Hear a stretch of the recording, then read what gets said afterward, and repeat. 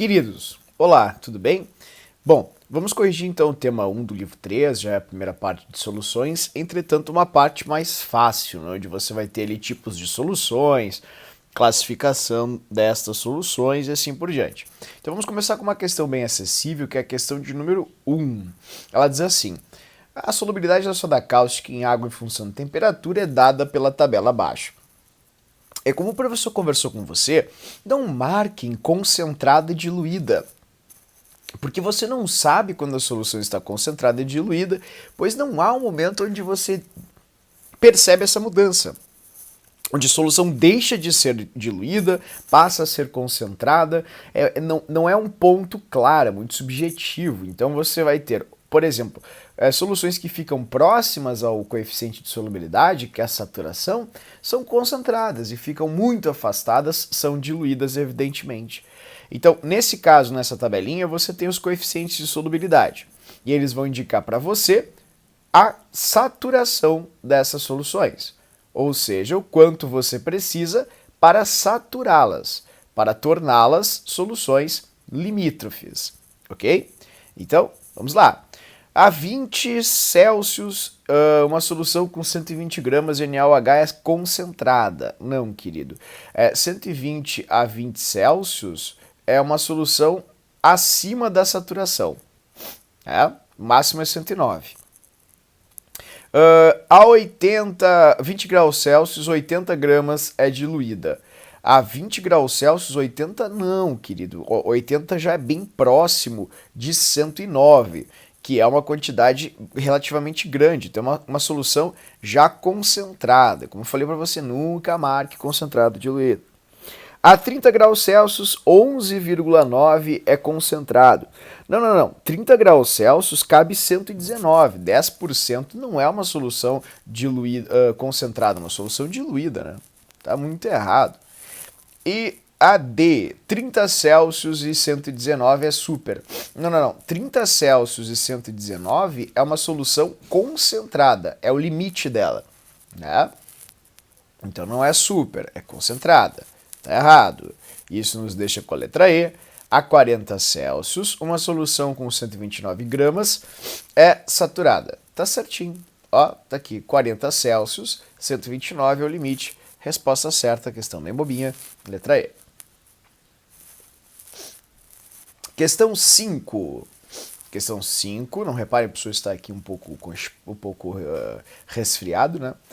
Questão 5. Uma mistura é preparada adicionando-se 80 gramas de acetato de sódio a 100 gramas de água, a 20 Celsius. Essa mistura, então, é aquecida. Então, observem, ó, a mistura ela tem 80 a 100 gramas de água, ok? O coeficiente de solubilidade do acetato é 46,5.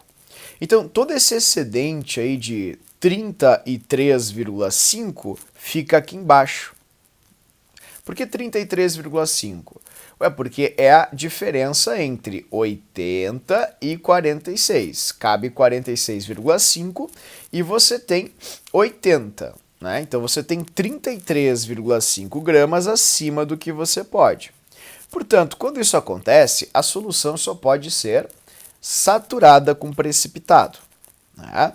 Então a gente já pode riscar várias alternativas, como pedir para você nunca marca concentrada e nem diluída. Só com isso você já ficou a resposta certa. Mas ok, vamos viver perigosamente. Né? Vamos riscar todas as alternativas que não falam em saturada com precipitado, sendo que uma saturada com precipitado é uma solução saturada. Por isso que ela é saturada com precipitado. Ok? Ah, mas por que ela não é supersaturada? Bom, o professor já explicou para vocês na aula, caso você tenha dúvidas ainda, assista a primeira parte da aula 1, onde o professor fala sobre os tipos de soluções.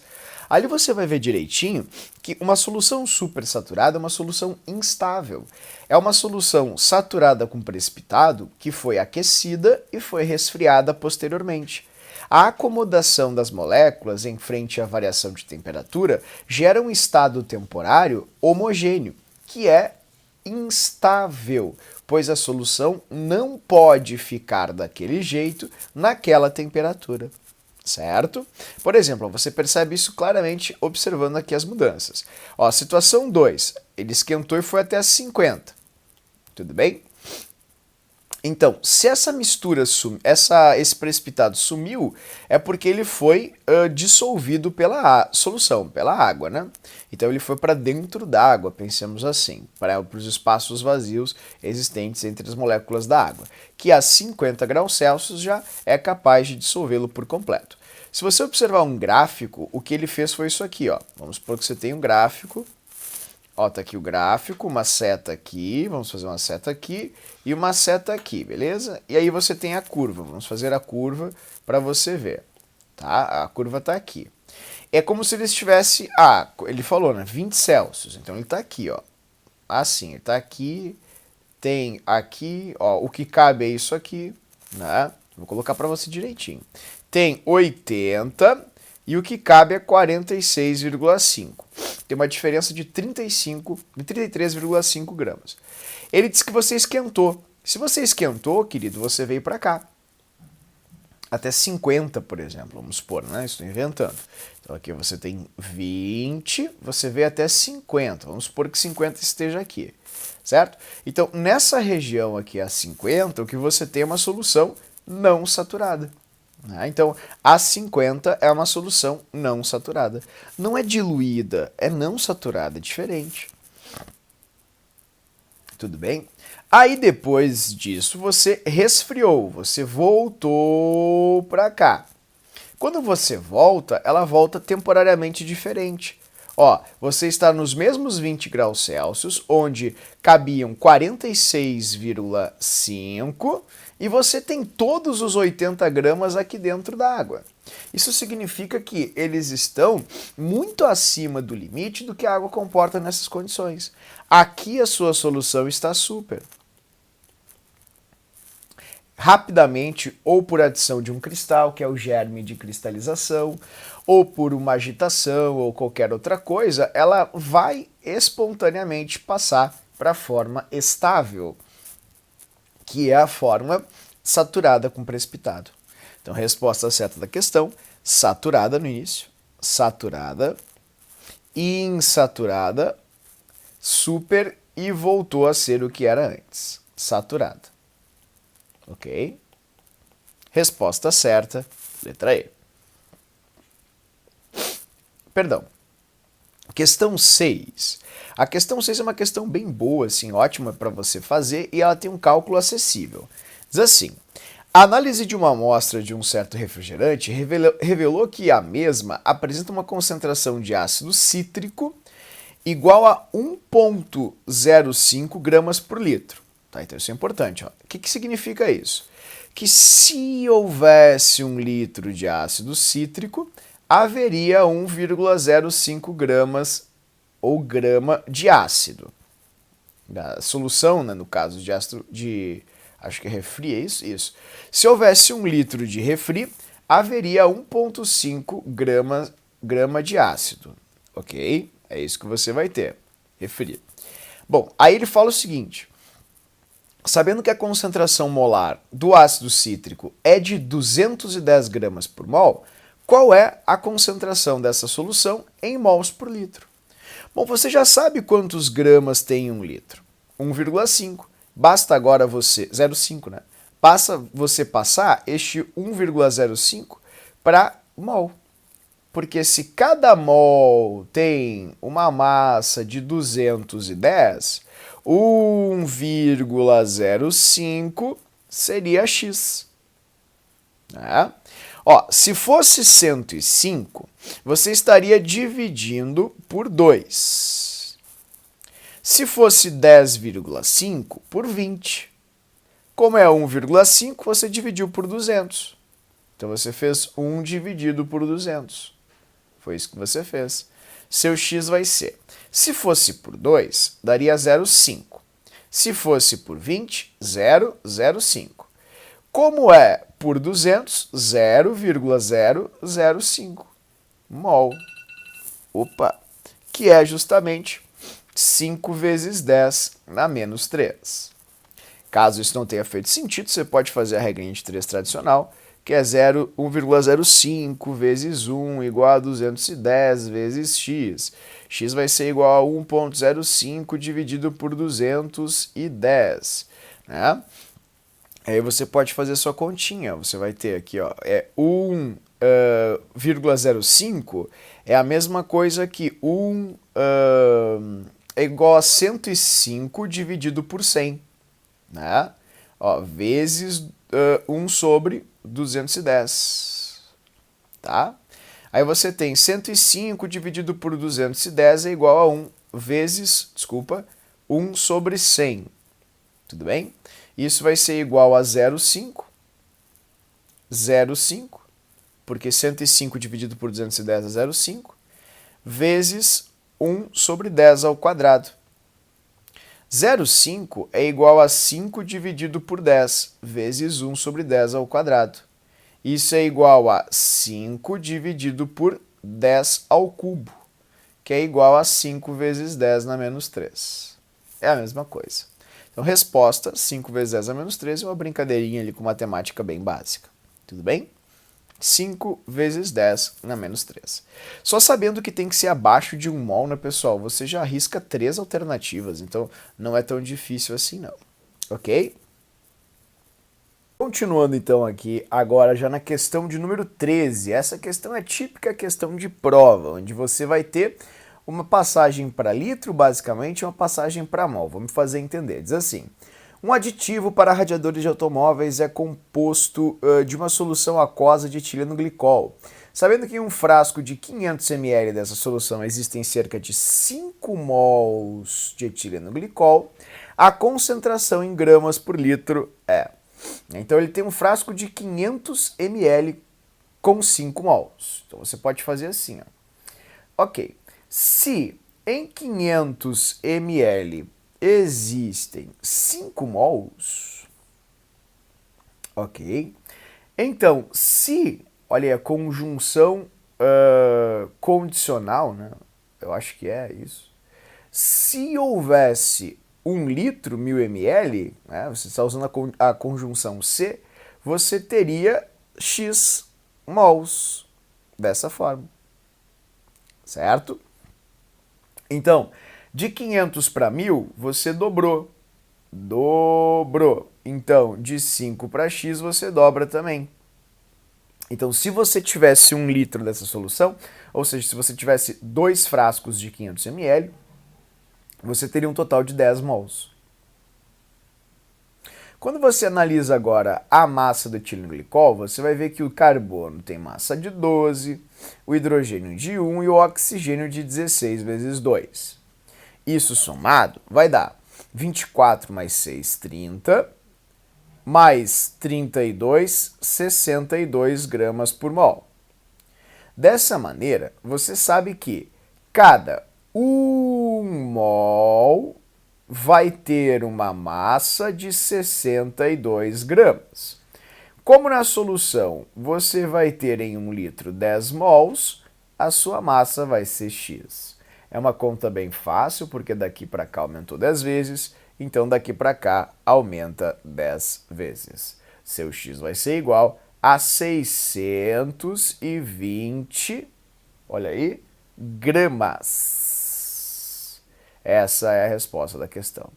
Ah, eu fiz diferente, professor. Eu primeiro passei para mol, descobri que tem 310 gramas em 5 mols, em meio litro e 1 litro vai ter 620. Pode ser. Ah, eu usei a fórmula, que é o M igual a... Olha, querido, a fórmula aqui eu não recomendo você usar, que vai ficar um pouco difícil, né? Particularmente pela regra de 3 é bem mais acessível fazer, até porque é grama por mol, né? Então, sei lá, eu acho um pouco complicado. Então, resposta certa... 620 gramas por litro, ok? Vamos para a próxima, uma questão do Enem que é um clássico aqui, uma baita questão do Enem, né? Ótima questão, e ela se repete bastante, então é bem comum e recorrente você encontrá-la. Ele fala ali que solução é quando você coloca um soluto no solvente e mexe até a obtenção de uma fase só. Então ele diz assim, suponha que uma pessoa... para adoçar o café, utilizou 3,42 gramas de açúcar e em 50 ml de líquido, ok? E aí ele diz assim, Qual é a concentração molar, ou seja, em mol por litro de sacarose nesse café? Então vamos lá.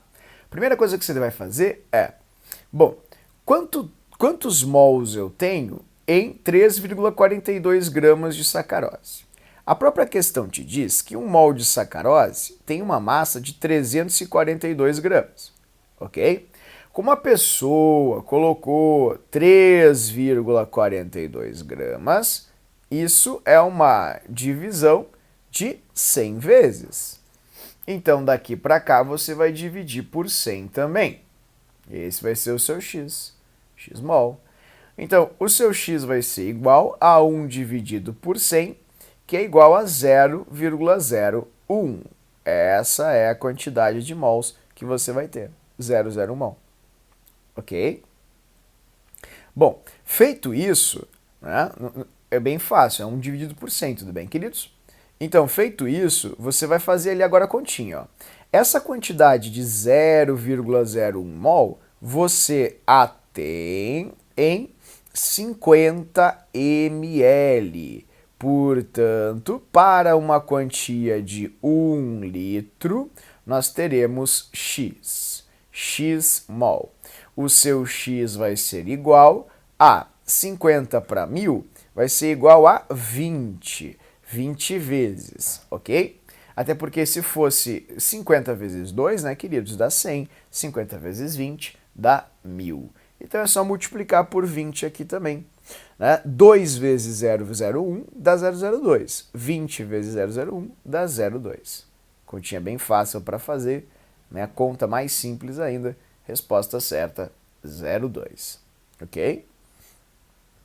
Então, fechou a questão de número 19. É uma questão padrão do Enem essa, né? Você vai perceber em vários outros casos. A questão 32, mesmo sendo uma questão de 2010, então quase 10 anos atrás, é uma questão que ela é super atual, porque ela trouxe pela primeira vez, pelo menos que eu me lembre, a questão do milimol. Então, esse ano caiu o milimol também agora na prova da URGS em 2019, né? E é uma questão bem comentada nas aulas. O professor sempre falou bastante, olha, no grupo vai cair milimol é importante, tem que cuidar. E esse ano eu acho que vai cair, então, como foi dado em aula, a questão do ppm. Então fiquem bem atentos ao ppm, pode ser uma novidade na provinha de vocês, ok? Bom, vamos lá. O atleta Michael Phelps é considerado um fenômeno da natação. Contribui para esse sucesso uma particularidade metabólica que lhe confere recuperação fora do comum. Entretanto, a maior parte dos nadadores, depois das competições, apresenta uma média, ou enquanto, né, 10 milimols de ácido lático por litro de sangue. Phelps apresenta quase a metade, que é 5,6. O ácido lático está associado aí justamente às cãibras, né? Quando você tem proteínas e você tem produção de ácido, os ácidos eles geram a desnaturação proteica, você vai ter uma contração das fibras em virtude da produção do ácido. Então, as concentrações de ácido lático em gramas por litro de sangue que correspondem, respectivamente, a 10 milimols e a 5 milimols, 5,6 milimols por litro, são aproximadamente. Então, bem devagar, eles estão pedindo para você qual é a concentração em gramas por litro de sangue para uma pessoa comum e para o Phelps, ok? Então, bem devagar, vamos fazer essa conta. Uma pessoa comum tem 10 milimols por litro. Antes de mais nada, a primeira coisa que você deve fazer é converter o milimol em mol. 10 milimols é a mesma coisa que 0,01 mol.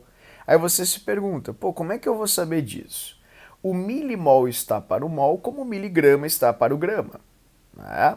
Então, quando você quer passar de mol para milimol, dessa maneira, assim, você multiplica por 1000. E de milimol para mol, você divide por 1000, ok? É a mesma coisa, é a milésima parte de um mol. Então, como ele tem 0,01 milimol por litro, essa já é a sua quantidade por litro. Basta você saber agora quanto que dá isso aqui em gramas. Ah, mas e como é que eu vou saber? Bom, o ácido lático tem essa fórmula aqui.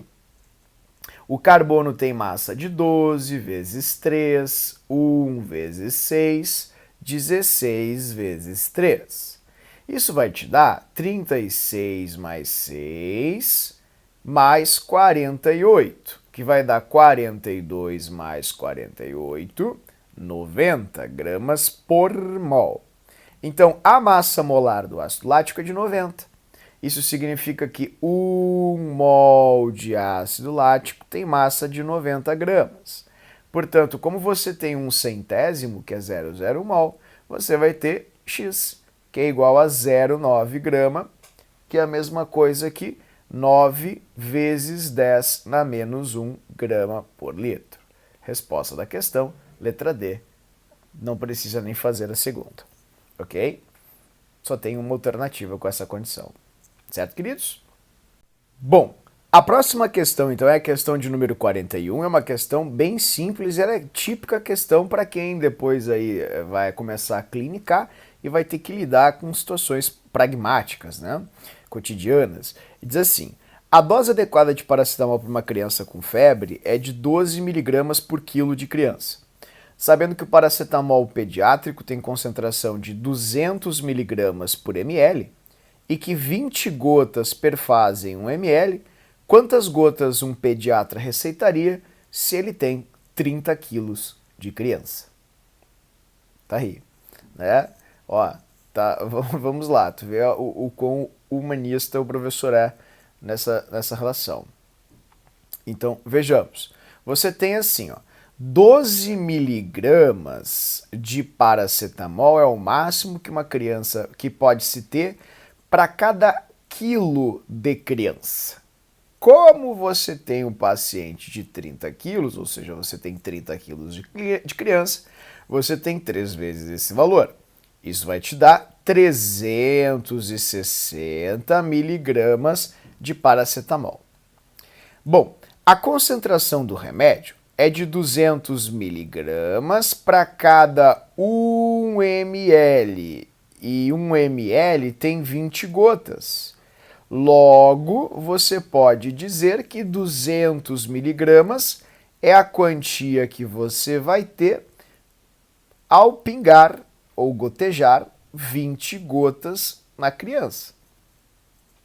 Como a criança precisa de 360 miligramas, isso corresponderá a X gotinhas. Note que daqui para cá, você teve uma redução de 10 vezes. Daqui para cá, você vai dividir por 10 também. Seu X vai ser igual a 360 gotas. Assim. Ok? Resposta... Desculpa, 36 gotas, né? Resposta certa. Letra B, 36 gotas. Ok? Questão bem fácil, bem simples e prática, né? Bom, vamos para a próxima também, mesmo princípio de algumas outras questões anteriores, que fala assim, ó, fala sobre a quimioterapia. Então vamos falar sobre um quimioterápico clássico que é o trióxido de arsênio. O trióxido de arsênio é utilizado como quimioterápico no tratamento de alguns tipos de leucemia mieloide aguda. O protocolo de um determinado paciente indica que ele receba uma infusão intravenosa, e aí essa parte é importante, de 4,95 miligramas. Querido, já arredonda esse valor para 5 miligramas, porque é uma questão onde você pode aproximar, são valores muito pequenos, né? E ele fala que são diluídos com soro fisiológico até que se perfaça um volume final de 250 ml. Ok? E aí diz assim: a concentração em mol por litro do trióxido de arsênio usada na infusão é... Então você tem ali uma quimioterapia e você, se quiser, pode fazer assim. Ó, molaridade é igual a massa dividido pela massa molar vezes o volume. Você pode aplicar essa fórmula se quiser, só substituir os valores. Né? A massa é de 5 miligramas, que vai dar isso aqui, 0,05 grama, dividido pela massa molar do trióxido de arsênio, e o volume é de 0,25 litro, que é 250 ml. Tá, então vou colocar aqui para você a massa molar dele. O arsênio tem massa molar de 75 vezes 2, 16 vezes 3. Isso vai dar 150 mais 48, 198, ok? Que vai dar aproximadamente uns 200 gramas. Você pode usar 200 aqui para não ter problema na sua conta. Pronto, essa é a sua conta, tem que dar a resposta certa. Agora, se você quiser fazer por regrinhas de 3, vamos fazer a regrinha de 3 também. Ele diz que você tem 5 miligramas, vou escrever aqui, em 250. E ele quer saber se você tivesse 1 litro dessa solução. Ó, então a conjunção condicional se houvesse 1 litro da solução. Isso vai te dar X miligramas. Como 1 litro corresponde a 4 vezes este valor, você teria 4 vezes mais. Isso significa que o seu X seria igual a 20 miligramas. Bom, como 1 mol do trióxido de arsênio tem massa de aproximadamente uns 200 gramas, tudo bem? X mol, que é a quantidade que você quer, vai ter uma massinha de 20 miligramas, que é 0,02. Ok? Grama. Prontinho. Isso dá 20 miligramas, né? 0,02 grama corresponde a 20 miligramas. Tudo bem? Caso você tenha tido um branco, de grama para mili, você multiplica por 1000. E de mili para grama, você divide por 1000. Certo? Portanto, daqui para cá você está dividindo por 200. Daqui para cá você dividirá por 200 também. E 0,02 dividido por 200 vai te dar um X de 1 sobre 10.000. Né? Ó, vou colocar aqui para você. 0,02 dividido por 200 é a mesma coisa que 2 vezes 10 na menos 2 dividido por 2 vezes 10 ao quadrado. Isso dá 1 vezes 10 na menos 4, porque conserva-se a base e subtrai os expoentes. Subtraem-se os expoentes. Ok, molar. Resposta, letra C, 1 vezes 10 na menos 4. Certo, queridos? Próxima questão, questão 46. Nessa questão você vai ter o quê? Você vai ter apenas uma breve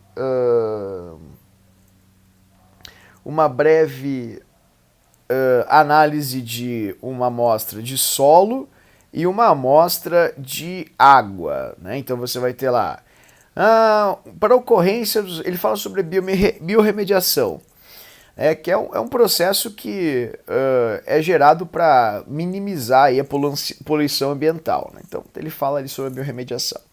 Ele diz que para a ocorrência dos resíduos de naftaleno em algumas legislações, é limitado uma concentração de 30 miligramas, tá vendo? De naftaleno por quilo de solo. E 0,14 miligrama de naftaleno por litro de água subterrânea. Então você tem duas análises, a água e o solo. Diz assim, a quantificação desse resíduo foi realizada em diferentes ambientes, usando-se dos 500 gramas de solo e 100 ml de água. Então a gente vai fazer uma correção. Se a concentração que foi dada foi de 30 miligramas para cada 1 quilo de solo, que corresponde a 1000 gramas de solo, 1 quilo, e você coletou uma amostra de 500 gramas de solo, para manter a mesma proporção, vai ter que ter a metade, X, né? Porque se em 1 quilo você tem 30, em meio quilo você terá 15 miligramas. Essa é a quantidade limítrofe que você pode ter para que, a partir de então, seja feita a biorremediação. Ou seja, o máximo que você pode ter é de 15 miligramas para cada meio quilo de solo. Lembrando que 15 miligramas corresponde a 0,015 grama. E 0,015 grama é a mesma coisa que 1,5 vezes 10 na menos 3 gramas. Ou grama no caso. Ok? Então, essa é a condição limite para que você tenha biorremediação. Se tiver acima disso, tem que ter ação despoluidora, ou seja, a biorremediação. Se tiver abaixo, tá ok. Vamos para a água. A água vai te dar 0,14 por litro, que é 100 mil ml. Como ele te deu 100 ml, que é um décimo disso, então para manter a mesma proporção, você tem que ter 10 vezes menos. Isso vai te dar 0,014 miligrama. Ok, pessoal? 0,014 miligrama, para passar para grama, tem que ser dividido por 1000. Então vai dar 0,014 dividido por 1000 grama. Isso é a mesma coisa que, 14 ou 1,4 vezes 10 na menos 2, né? Menos 1 menos 2, dividido por 10 ao cubo. E isso vai dar 1,4 vezes 10 na menos 5 grama para cada 100 ml. Ok? Então, vamos lá. Ele está te dando ali as condições, então já analisei. Eu posso ter no solo no máximo isto e na água no máximo isto. Acima desses valores precisa de biorremediação. Então, solo 1 está abaixo da quantidade do solo, então passa. Solo 2 já está acima, então resposta solo 2. Não pode estar acima desse valor. Mas e as águas? Todas estão abaixo de 1,4 vezes 10 a menos 5. Não, aqui é 7. 7 é maior que 1,4. Mas são todos 10 a menos 6, querido. E ali é 10 a menos 5. 10 a menos 5 é um valor maior que 10 a menos 6. Ok? Então, resposta certa dessa questão, letra B. Bom, próxima questão aqui do tema é uma questão que segue a mesma premissa, igual a questão que o Enem fez sobre o café, só que agora ainda café, vendo a cafeína. Quanto de cafeína você ingere ao beber café? Vamos lá? Cafeína é um alcaloide identificado como 1,37-trimetilxantina, cuja estrutura química contém uma unidade de purina, conforme representado. Esse alcaloide é encontrado em grande quantidade nas sementes de café e no chá verde. Uma xícara de café contém, em média, 80 miligramas de cafeína. E ele diz que se você tomar, então, 200 ml do café, qual vai ser a concentração em mol por litro de cafeína nessa xícara? Vamos lá. Se você tem a cada xícara 80 miligramas e uma xícara tem em torno de 200 ml, então, se você consumir 1 litro desse café, você vai ter X. 1 litro é 5 vezes maior que 200. Então, você vai ter 80 vezes 5. 5 vezes 8 dá 40. 5 vezes 10 vai te dar, né? Então, desculpa, 5 vezes 8 dá 40. Então, 5 vezes 80 vai dar 400. Você vai ter 400 miligramas em 1 litro de café. Tudo bem que é um valor 5 vezes maior. Tá, e agora o que eu faço? Bom, a massa da cafeína é de 194 gramas por mol. Então, como você vai ter em 1 litro 400 miligramas, vamos ver quanto que dá isso em mol. Se 1 mol tem uma massa de 194 gramas, 0,4 grama vai ter X. Prontinho. Ok? Mas por que é 0,4? Porque 400, querido, é igual a 0,4 grama, 400 miligramas. Né? Convertir para grama. Então, como é que vai dar essa conta aqui? A primeira coisa que você deve fazer, vou colocar aqui para você ver, é passar, vamos lá, 0,4 vezes 1 igual a x vezes 194. O seu x vai ser igual a 0,4 dividido por aproximadamente 200. Arredonda em 190 para 200. Isso vai ser igual a 4 vezes 10 na menos 1, que é 0,4, dividido por 2 vezes 10 ao quadrado. Isso vai ser igual a 2, conserva a base, 10, e subtrai os expoentes. menos 1, menos 2, menos 3. Ok? Então 2 vezes 10 a menos 3 mol. Isso é igual a 0, menos 1, menos 2, menos 3 mol. Certo, queridos? Então, resposta certa, letra B, 0,002. Essa é a resposta que você vai ter. Na questão 69, deixa eu ver, isso, a 69 é uma questão já de gráfico, é uma questão bem bobinha, bem fácil, ótima para você fazer e bem recente da URGS. Diz assim, observe o gráfico, a tabela abaixo, que representa uma curva de solubilidade aquosa em gramas de soluto por 100 gramas de água, do nitrato de potássio e do nitrato de sódio em temperatura ambiente, em função da temperatura. E ele diz o seguinte, beleza, ó, ele diz que a 60 Celsius, a quantidade que cabe de cada um deles é essa aqui, 115 e 125. E a 65 cabe a mesma quantia. Isso significa que esse ponto que você tem aqui é de 65 graus Celsius. Este é o ponto, tá vendo? Assim. Tudo bem? Tá aqui o pontinho. Então você já pode colocar aqui, ó, 130 gramas. Ah, mas como é que tu sabe? Ora, querido, porque é o único ponto onde as curvas se cruzam e é o ponto equivalente, né? Onde os dois têm o mesmo coeficiente de solubilidade. Tá, aí eles te dizem que a 75, o nitrato de potássio tem mais do que o nitrato de sódio, né? O nitrato de potássio tem 160 e o nitrato de sódio tem 140. Então, a gente só por isso você já percebe que o nitrato de potássio começou menor e terminou maior. Então tem que ser a curva que começa mais abaixo e termina mais acima. Essa curva só pode ser a curva B. E a curva A, ela começa mais acima, tá vendo? E termina mais abaixo. Tá? Então só pode ser a curva A.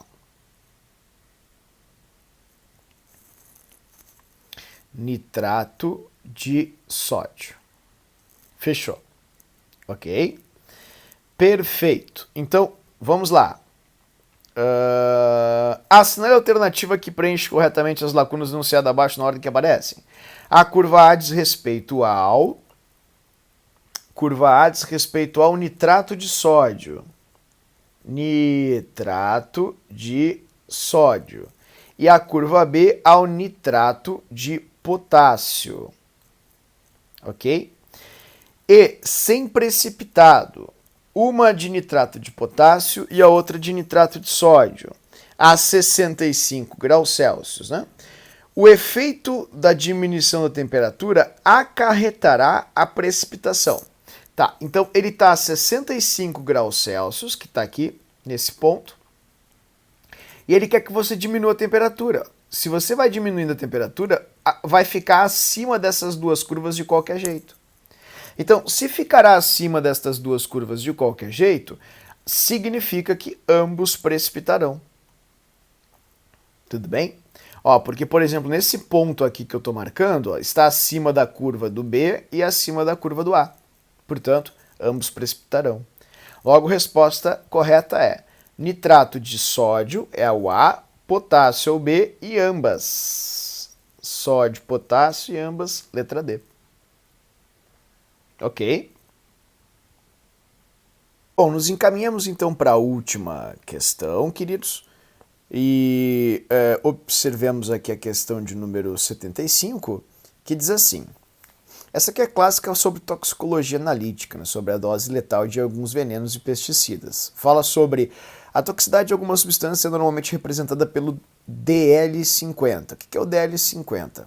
É a dose letal mediana, ou seja, para 50% de uma amostra ou população. Então, por exemplo, vamos supor que você tenha bactérias, você quer ver um antibiótico. Você vai ver a DL50 do antibiótico para bactérias, você vai ver qual é a dose necessária para matar 50% dessa população de bactérias. isso é testado bastante em ratos, né? E aí ele diz ali, ela representa a dosagem aplicada em uma população de seres vivos e mata 50% dos indivíduos, e é normalmente utilizada em ratos como cobaias, como o senhor falou. Esse índice é muito importante para seres humanos, pois ao se extrapolar os dados obtidos com o uso de cobaias, pode-se determinar um nível tolerável para a contaminação de alimentos que possam ser consumidos na forma ou de forma segura pelas pessoas. Então ele mostra ali 3 pesticidas que são clássicos, né, que se encontra aí nos alimentos, e diz, o quadro abaixo apresenta 3 pesticidas e sua toxicidade. A unidade é o miligrama por quilo e indica a massa da substância ingerida pela massa da cobaia. Ok? Então, comecemos assim. Ele fala do diazinon, que tem uma DL de 70, ou seja, tem que ter 70 miligramas de diazinon por quilo de rato, né? Pensemos assim, para matar aí 50% já da sua amostra de ratos. Então vamos supor que você tenha X ratos e esses X ratos perfazem 1 quilo. Né? Então se você tiver 70 miligramas ao total, você já vai ter aí uma morte de 50% desses ratinhos. Tudo bem? Malatiol significa que vai ter 1000 miligramas por quilo de ratos. E a atrazina, 3.100 miligramas por quilo de rato. Então ele diz assim, vamos supor que você tenha 60 ratos, cada qual com uma massa de 200 gramas, ok? E eles foram divididos em 3 grupos de 20. 3 amostras de ração contaminadas foram dadas a cada um destes grupos. E nessas rações você tem ali, com um dos pesticidas indicados no quadro, com uma concentração de 3 miligramas por grama de ração. Foram administradas a cada um dos grupos. Aí ele diz, cada rato consumiu 100 gramas de ração. Então, se tem 3 miligramas para cada grama de ração, 3 miligramas para cada 1 grama da ração, e o ratinho consumiu 100 gramas, isso significa que ele consumiu 100 vezes mais. E 3 miligramas vezes 100 dá 300 miligramas. Essa foi a quantidade que cada rato consumiu.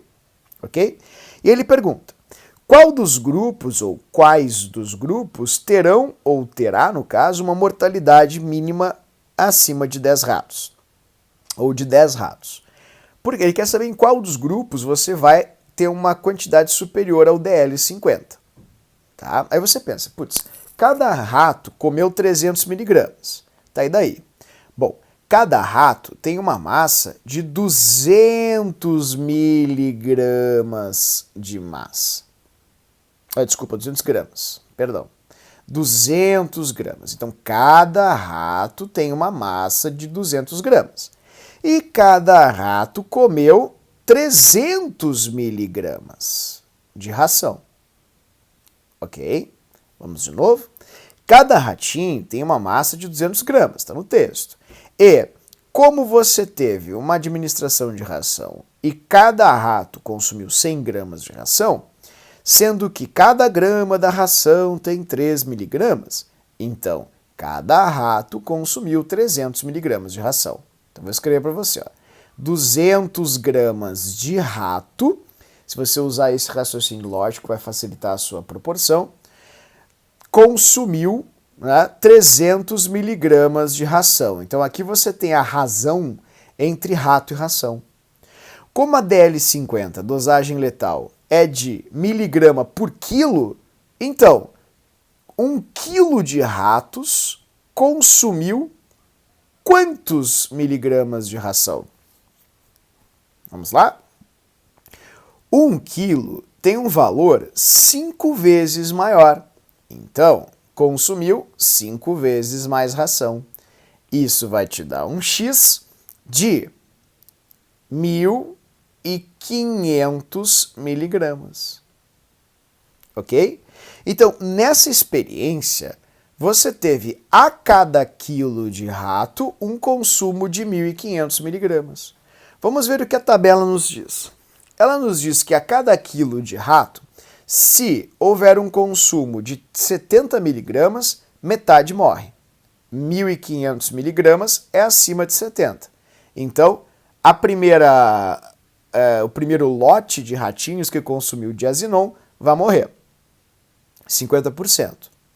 O segundo lote de ratinhos que consumiu malatiol vai morrer também, porque a DL50 é 1.000 miligramas. Se tiver acima disso, mata 50%. O único grupo de ratos que não vai ter uma mortandade ou mortalidade de 50% é o da atrazina. Por quê? Porque tem 3.100 miligramas por quilo e 1.500 é abaixo de 3.100. Portanto, os grupos que terão mortes de no mínimo 10 ratos serão os grupos do diazinon e do malatiol, porque estes ficam abaixo do que os ratos da experiência consumiram, que são a quantidade de 1.500. Ou seja, a quantidade de 1.500 miligramas por quilo de rato é acima da quantidade permitida de diazinon e malatiol. Ok? Portanto, resposta certa, letra D. E a última questão desse ano da URGS, questão bem fácil, que fala assim: um copo de 200 ml de leite semidesnatado possui uma composição nutricional abaixo. A concentração em gramas por litro de cátions de metal alcalino contido em 1 litro de leite é. Metal alcalino, queridos, é o sódio, né? Esse é o metal alcalino. Portanto, se você tem 200 ml de leite, e em 200 ml de leite você tem 100 miligramas de sódio, em 1 litro, que corresponde a 1.000 ml, 5 vezes mais, você vai ter X, 5 vezes mais também. Então, seu X vai ser igual a 500 miligramas, que é a mesma coisa que 0,5 gramas. Ok? Então, resposta certa da questão, bem fácil, letra C, 0,5. Certo? Então, esse foi o tema agora da nossa primeira parte de soluções. Espero que eu tenha me feito entender, tenha te ajudado. Qualquer dúvida, fico à disposição para os plantões. Um grande abraço, até a aula e tchau, tchau.